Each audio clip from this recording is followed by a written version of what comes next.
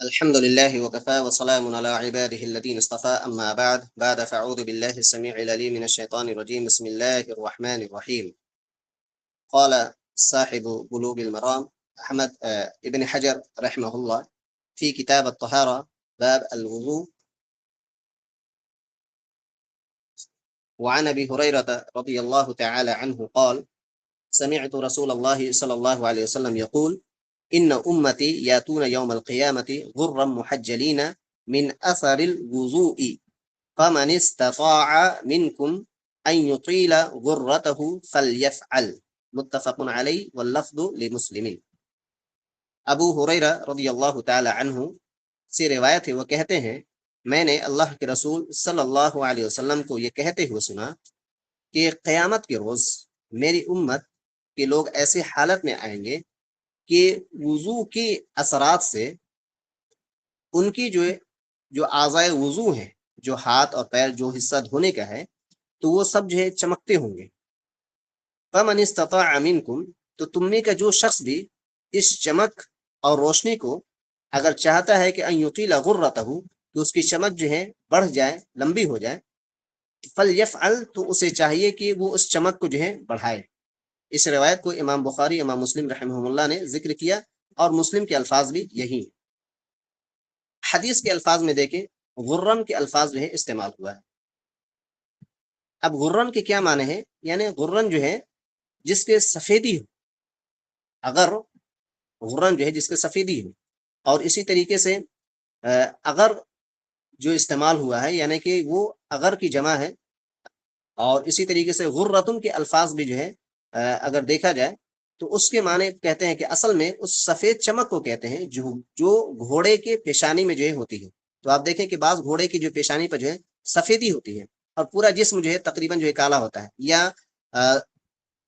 چہرے پر جو ہے سفیدی ہوتی ہے، پیر پہ بھی سفیدی ہوتی ہے،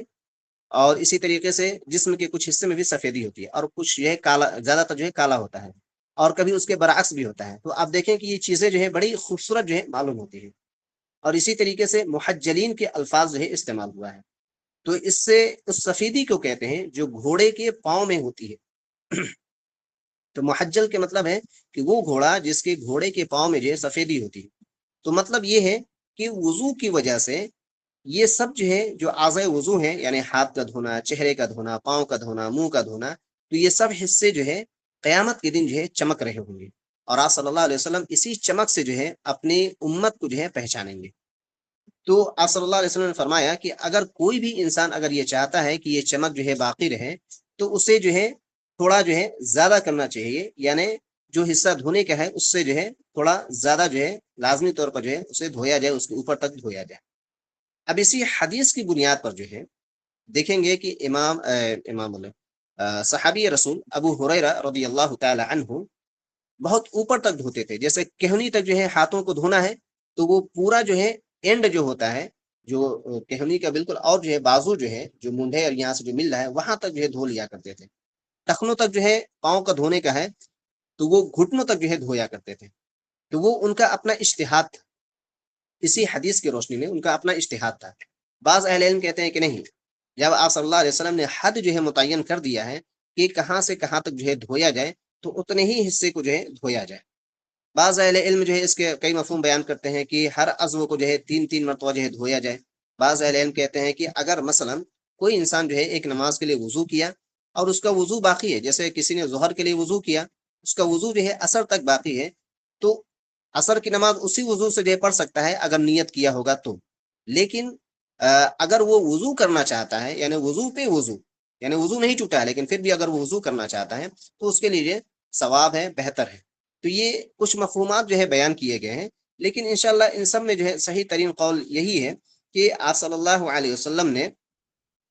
جو حد جو متعین کیا ہے کہ اعضائے وضو کو کہاں تک دھونا ہے. اب جیسے ہاتھوں کو دھونا ہے تو کلائیوں تک آپ صلی اللہ علیہ وسلم نے کہا ہے. اسی طریقے سے انگلیوں کے درمیان خلال کا آپ صلی اللہ علیہ وسلم نے حکم دیا ہے. چہرے کو جو ہے پیشانی سے لے کر جو ہے ٹھڈی ہے تو وہاں تک جو ہے پورا جو ہے دھونا ہے. کان کے جو چہرہ جو ملا ہوا ہے تو وہاں سے پورا لیتے ہوئے ٹھڈی تک جو ہے دھونا ہے. اگر مرد ہے تو داڑھی کا جو ہے خلال کر لے. اور اسی طریقے سے کہنیوں تک جو ہے ہاتھوں کو جو ہے دھویا جائے. اب ایک دم جو ہے اس کے جوڑ تک جو ہے نہیں جانا ہے، جیسا کہ ابو ہریرہ رضی اللہ تعالی عنہ نے اپنے اجتہاد سے جو ہے وہاں تک جو ہے دھویا کرتے تھے۔ تو مختصراً اس میں یہی ہے کہ الحمدللہ قیامت کے دن جو انسان جو ہے نماز کی پابندی کرتا ہو، وضو کرتا ہو، تو اس کے اعضائے وضو جو ہے چمکتے ہوں گے، جیسے کہ ایک پشکلیان گھوڑا جس کو کہتے ہیں، یعنی اس کے چہرے پر جو ہے سفیدی ہوتی ہے، پیر میں سفیدی ہوتی ہے، اور جسم کے کچھ حصے میں بھی سفیدی ہوتی ہے، تو بڑا خوبصورت جو ہے دیکھنے میں لگتا ہے۔ تو بالکل اسی طریقے سے امت محمدیہ جو ہے قیامت کے دن جو ہے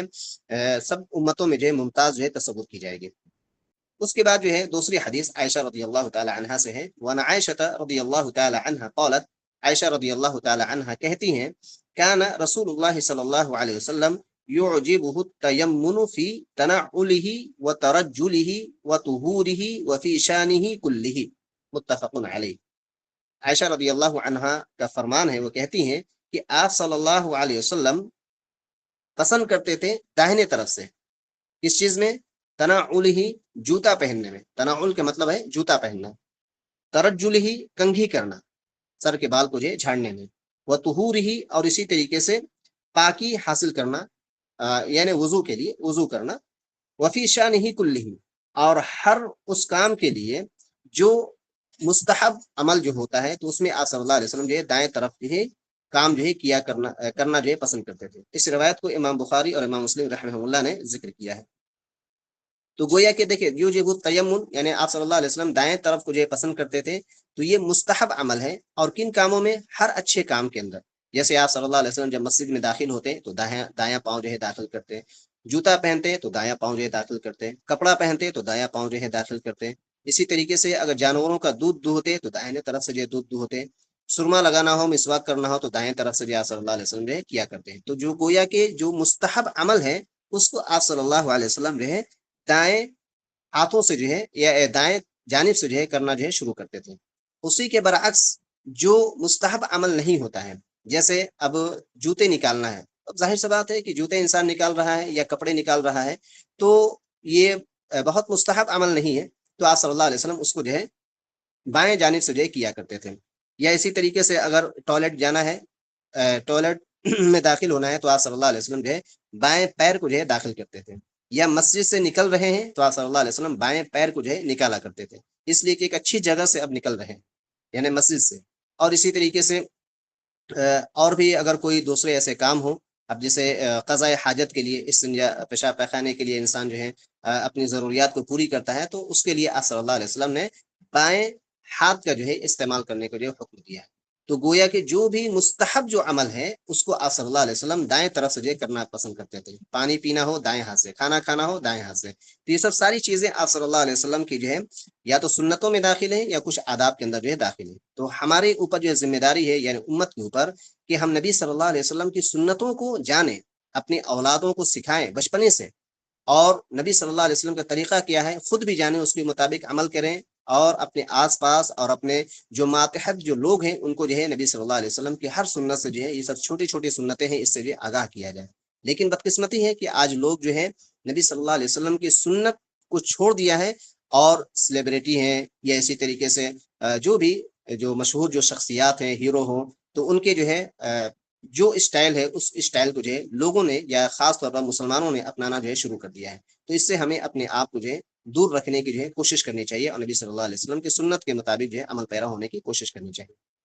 آج کے اس درس کی جو ہے آخری حدیث جو ہے،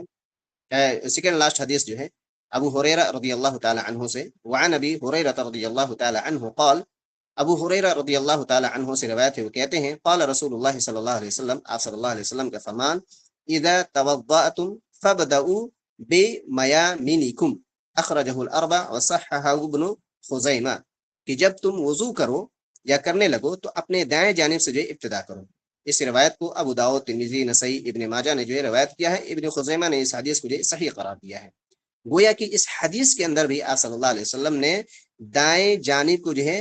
ابتداءً کرنے کو جو ہے مستحب قرار دیا، آپ نے محبوب جو ہے قرار دیا ہے۔ تو ہر اچھے عمل کو جو ہے آپ صلی اللہ علیہ وسلم نے دائیں جانب سے جو ہے کرنے کا جو ہے حکم جو ہے دیا ہے۔ اس کے بعد آج کے اس درس کی جو ہے آخری حدیث، وعن المغیرۃ بن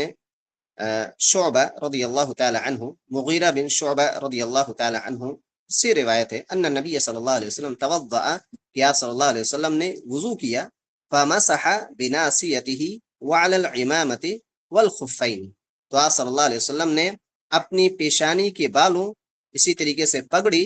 اور موزوں پر جو ہے آپ صلی اللہ علیہ وسلم نے اپنے دونوں موزوں پر جو ہے مسح کیا ہے۔ اس روایت کو امام مسلم رحمہ اللہ نے ذکر کیا ہے۔ حدیث کے الفاظ میں دیکھیں، ناصیتن کے الفاظ ہیں، یعنی سر کے جو ہے اگلا حصہ، جہاں جو ہے بال جو ہے اگتے ہیں، یا وہاں جہاں سے بال انسان جو ہے کاٹتا وغیرہ ہے، تو اس حصے کو جو ہے پیشانی کہتے ہیں۔ اور یہ جو ہے حصہ جو ہے متصل جو ہے مطلب پیشانی سے جو ہے ملا ہوا جو ہے ہوتا ہے۔ امامہ، امامہ تقریباً معروف و مشہور ہے کہ وہ کپڑا جو سر کے اوپر جو ہے باندھا جاتا ہے، اور اس میں کئی جو ہے مطلب لٹ جو ہے اس میں بناتے ہیں اور سر پر جو ہے باندھتے ہیں۔ تو کبھی سخت انسان جو ہے اپنے سر پر جو ہے باندھ کے رکھتا ہے تو اس کی کیفیت ہے۔ اور خف جو ٹخنوں تک جو چیز جو ہے پہنی جاتی ہے اسے جو ہے خف یعنی موزہ جو ہے کہتے ہیں، اور جو عام طور پر جو ہے چمڑے کو جو ہے ہوا کرتا ہے۔ تو ایسا نہیں ہے کہ صرف چمڑے کا ہی پہننا ہے، جیسا کہ احناف جو ہے اس بات کے جو ہے قائل ہیں، بلکہ اگر اون کے بھی ہیں یا اسی طریقے سے اور بھی کسی چیز کے جو ہے کپڑوں کا اگر بنا ہوا ہے تو وہ بھی موزہ جو ہے جائز ہے پہننا ہے، اس کے اوپر جو ہے مسا جو ہے کر سکتے ہیں۔ تو گویا کہ اس حدیث کے اندر جو ہے جس بات کی طرف جو ہے آپ صلی اللہ علیہ وسلم نے اشارہ کیا ہے، تو وہ یہ چیز ہے کہ صرف اور صرف جو ہے پیشانی پر مسح کرنا جو ہے کافی نہیں ہے۔ اور اسی طریقے سے جمہور اہل علم کی جو رائے ہے کہ پگڑی کے اوپر جو ہے مسح جو ہے اس کے جو ہے قائل نہیں ہے۔ تو اب یہاں پر جو ہے دیکھیں کہ علامہ ابن قیم رحمہ اللہ نے جس بات کی طرف جو اشارہ کیا ہے کہ انسان جو ہے اگر صرف ننگے سر پر جو ہے اگر مسح کرتا ہے، اور اسی طریقے سے کبھی پگڑی کے اوپر بھی کرتا ہے اور کبھی پگڑی اور پیشانی سمیت دونوں پر اگر کرتا ہے تو یہ تو صحیح ہے، لیکن اگر صرف جو ہے پیشانی پر اگر مسح کرتا ہے تو آپ صلی اللہ علیہ وسلم سے ایسا ثابت نہیں۔ یعنی اگر کوئی انسان جو ہے اگر پگڑی پہنے ہوا ہے تو پیشانی کا کچھ حصہ لے لے اور سامنے والے جو بال ہیں اس پر جو لے لے، اور اس کے بعد جو ہے پگڑی کے اوپر پر جو ہے مسح کر لے، یعنی دونوں حصے کو لیتے ہوئے جو ہے مسح کر لے، اس لیے کہ پگڑی کو پھر کھولنا نکالنا باندھنا تھوڑا مشکل ہوگا۔ لیکن اگر آج کل ریڈی میڈ اگر مان لیتے ہیں کہ ہے آرام سے جو ہے وہ بنا ہوا ہے، بس اس کو آرام سے انسان جو ہے نکال سکتا ہے اور پہن سکتا ہے، تو پھر ایسی صورت میں جو ہے اگر وہ نکالنا چاہے تو پورے سر کا جو ہے مسح کر لے کافی ہے، جیسا کہ مسح کی حدیثیں اس سے پہلے جو ہے گزر چکی ہیں کہ کیسے مسح کرنا ہے، یعنی سر کے اگلے حصے سے شروع کرنا، پیچھے گدی تک لے جانا، پھر گدی سے اسی حصے پر جہاں سے ہم نے شروع کیا تھا وہاں تک لے آنا، اس کو جو ہے سر کا جو ہے مسح کرتے ہیں۔ لیکن یہاں مسئلہ جو ہے پگڑی کا ہے کہ اگر انسان اگر پگڑی اگر پہنے ہوا ہے تو پیشانی کے کچھ حصے کو لے، وہاں پر جو بال ہے اس حصے کو لے، اور پھر اس کے بعد جو ہے پگڑی کے اوپر جو ہے مسح کر لے، یعنی دونوں حصے کو ملاتے ہوئے اگر انسان جو ہے مسح کرتا ہے تو یہ جائز ہے۔ لیکن اگر انسان جو ہے صرف اور صرف جو ہے کہ انسان جو ہے صرف پیشانی پر جو ہے مسح کر لے تو یہ جو ہے صحیح نہیں ہے۔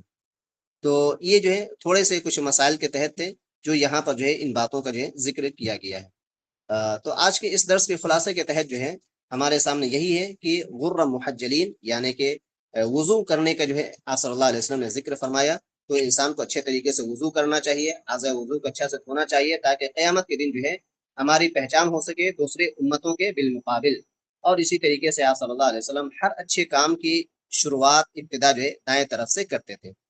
جیسے کھانا ہو، پینا ہو، کپڑا پہننا ہو، اور اسی طریقے سے مسجد کے اندر داخل ہونا ہو، یا اسی طریقے سے گھر کے اندر جو ہے داخل ہونا ہو،